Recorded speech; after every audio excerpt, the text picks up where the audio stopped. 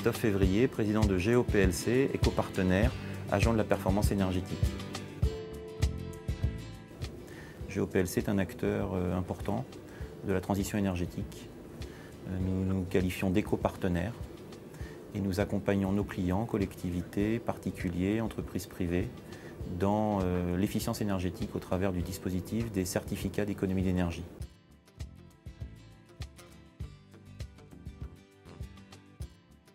Nous considérons que le coût de l'énergie est absolument essentiel dans le mixte prix et pour les industriels dans le calcul de leur marge.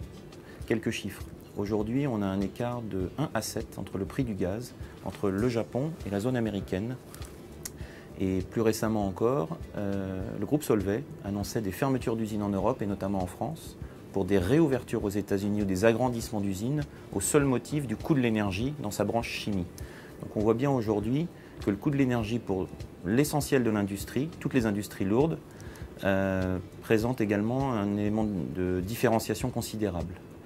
Après, il y a le problème du coût, de la modification et de l'amélioration de la performance énergétique, où là on voit aussi des barrières, qui sont des barrières plus financières, qui sont de trouver les leviers qui permettent de justifier les investissements, de nature à réduire le coût de l'énergie et ensuite permettre le maintien de ces industries ou leur développement sur le territoire national.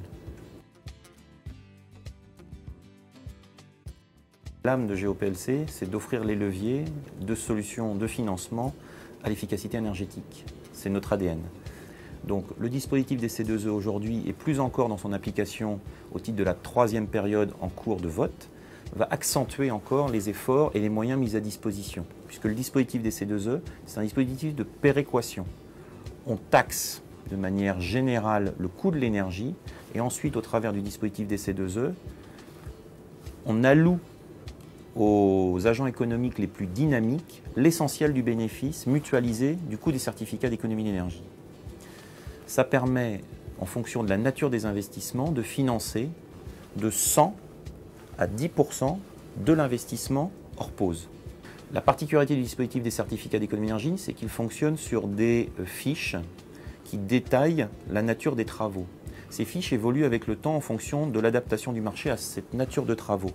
Ça veut dire aujourd'hui qu'autant le dispositif des certificats d'économie d'énergie est généreux puisqu'il permet de quasiment financer l'intégralité de l'investissement, au fur et à mesure qu'une filière s'équipe, les sommes qui y sont allouées diminuent au profit de nouveaux projets.